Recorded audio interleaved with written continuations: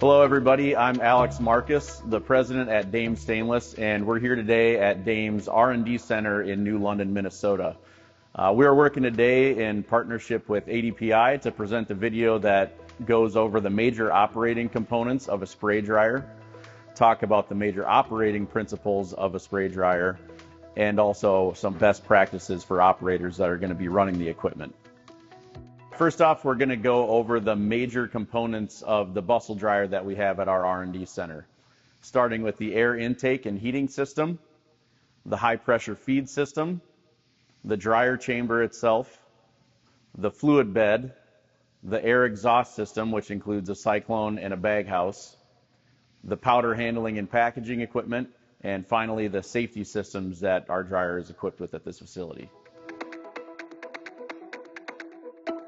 So we're going to start our dryer system overview by going through the air inlet and heating system. So above me is our Dahmes indirect heater, but prior to that we have a air intake outside that has a series of roughing filters that'll keep any large particulate like bird feathers or insects from entering into the process air. Now our heater here is an indirect heater which uses natural gas fired burner and then an air-to-air heat exchanger to heat your process air up to, in this unit, up to 600 degrees. Now following the indirect burner, the air will go through the hot air duct, which is just a duct that's insulated to keep any injuries from happening from burns for the operators. And following that, the hot air duct goes into the throat of the dryer where the hot air is introduced to the liquid in the spraying system. That is where most of the evaporation occurs in the dryer system. Next up, we have the high pressure feed system, which is responsible for introducing the product into the dryer chamber and atomizing it. So we start off with the balance tank, which provides a surge capacity for the stuffing pump to make sure you don't run out of product when you're drying. And also in the balance tank, there's an agitator to keep any suspended solids in the solution so they don't settle out to the bottom of the tank. After the tank is the stuffing pump, which provides enough pressure to the high pressure pump to make sure you don't get any cavitation in the pump. And before it enters into the high pressure pump, it goes through this inline filter strainer to keep any particulate from going into the pump and damaging the pistons. So this is the high pressure pump. This has 3 pistons that are generating a lot of pressure from 2,500 to 5,000 psi that provides enough energy to atomize the liquid. And it pumps the liquid through this high pressure line where it sends it to the top of the dryer where it's distributed between all of the spray lances, and at the end of all those spray lances is where it goes through the orifice and the nozzle to atomize the liquid.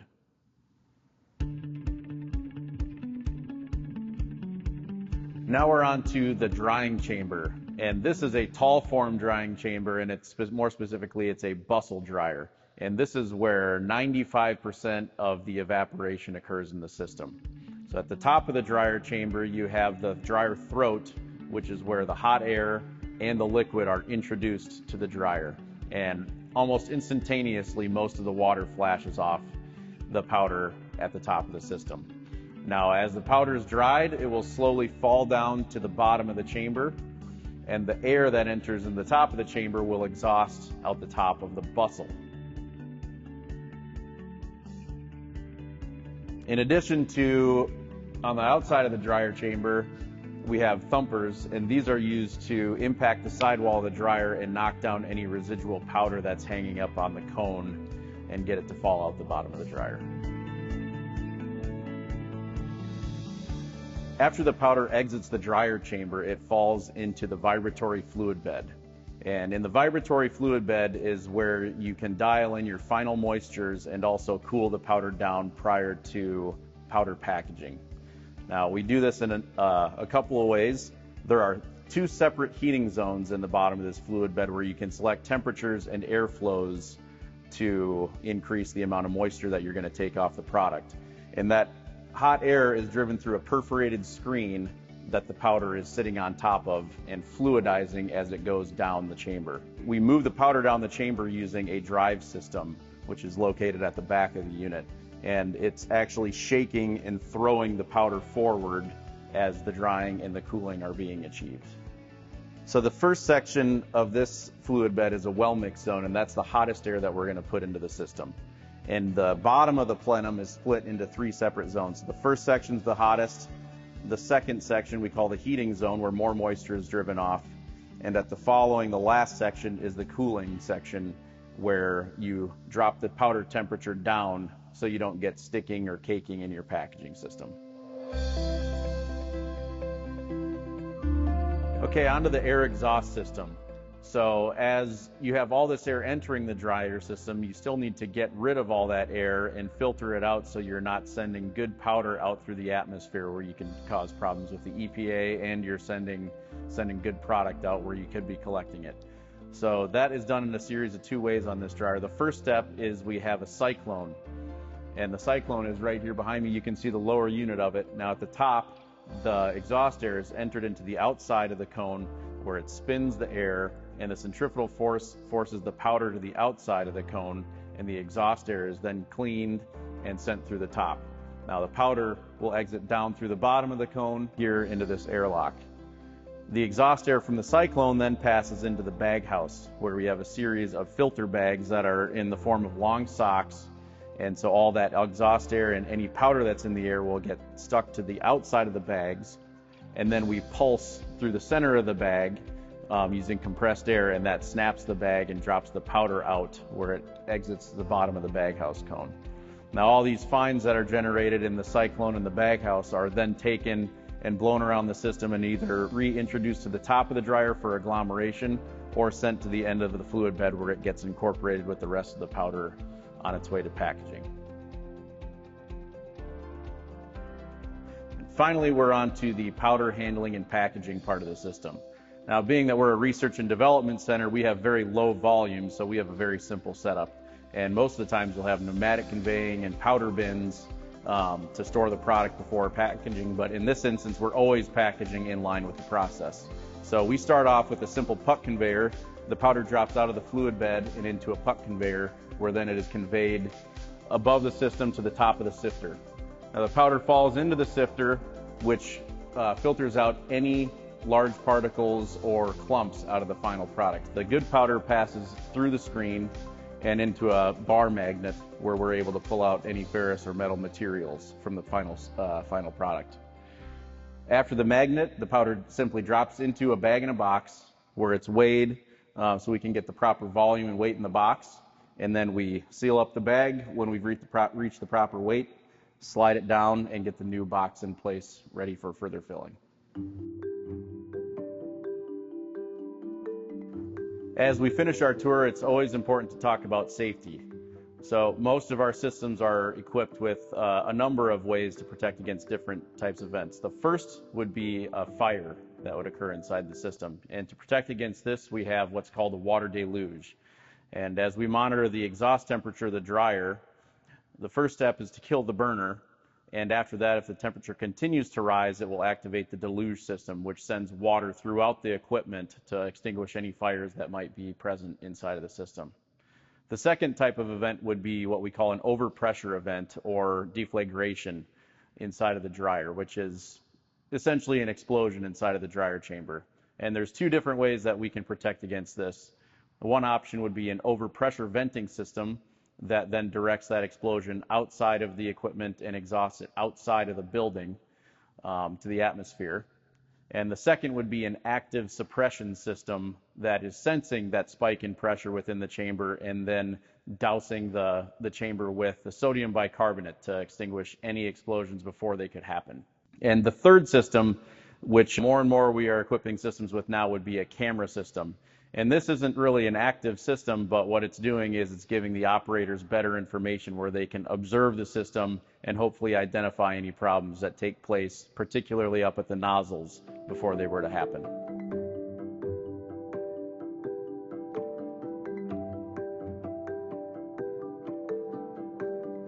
Hi, I'm Hans Cabot, Vice President of Engineering at Dahmes Stainless.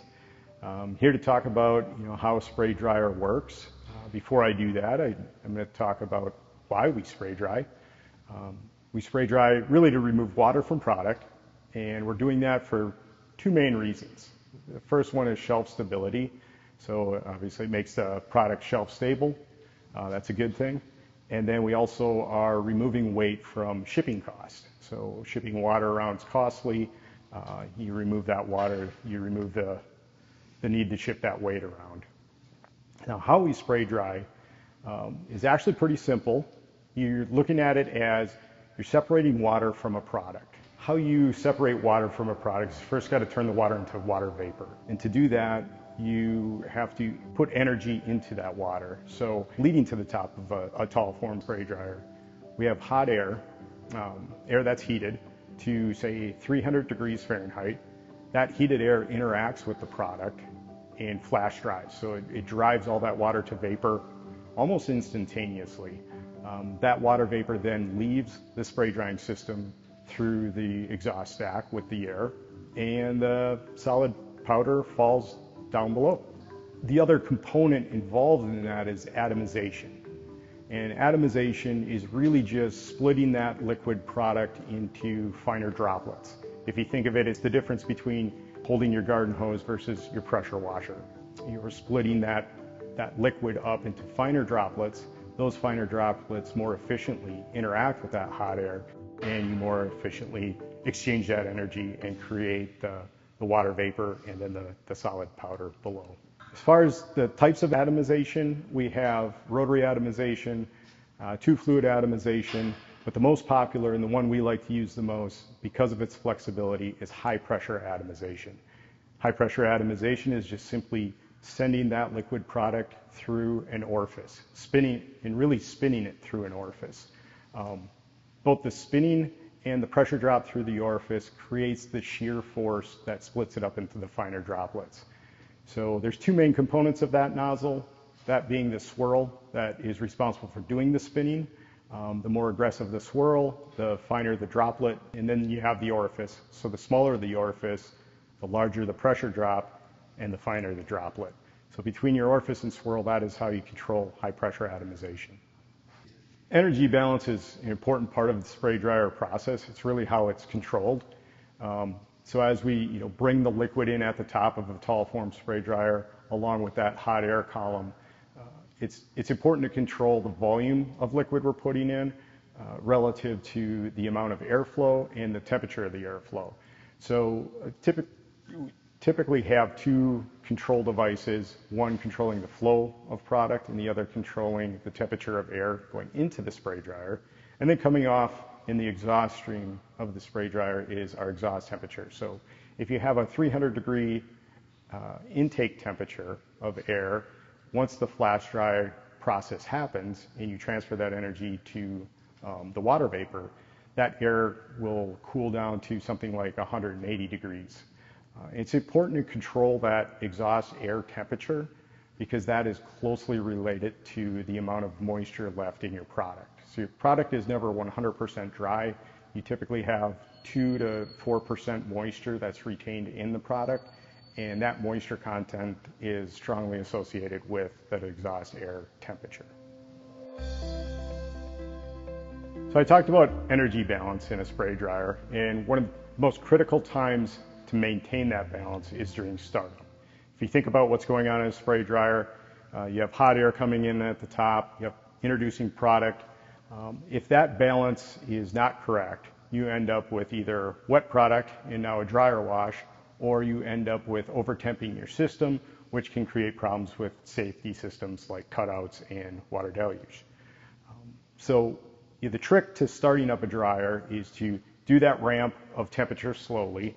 So if you end at 300 degree air temperature, you may start at 200 degree and ramp up from there. During that steady ramp, you bring on product, and in a high pressure atomization system, you're bringing product on by increasing pump speed, which increases nozzle pressure until you hit that steady state value, basically the full rate of the spray dryer. Once you do that, steady state, that's the easy part to maintain. As soon as you go to a shutdown or a ramp down, you do that in reverse order. So again, you're bringing that product pump, you're slowing that product pump down while you're also lowering your inlet temperature. And again, maintaining that balance. Anytime you throw that off balance, you're either going to wet down the chamber and create a CIP situation, or you're going to over-temp the system.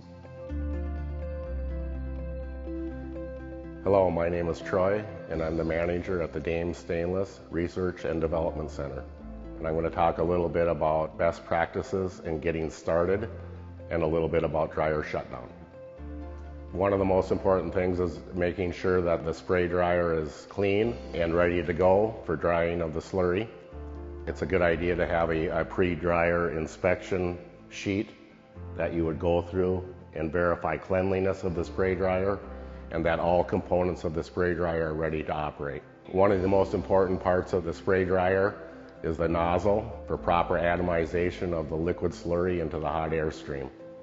Nozzle orifices and swirls should be inspected for wear and corrosion to ensure proper operation of the spray dryer. A visual inspection of the sprays is very important. There are a few different ways of doing this. One way is to actually go up to the top of the tower to, we'll call it, manually check your sprays through a sight window. One of the better ways of doing this is to use a camera system to monitor your sprays. A camera system enables you to inspect the throat and the nozzles for proper spray, any potential bearding in real time and 100% of the time.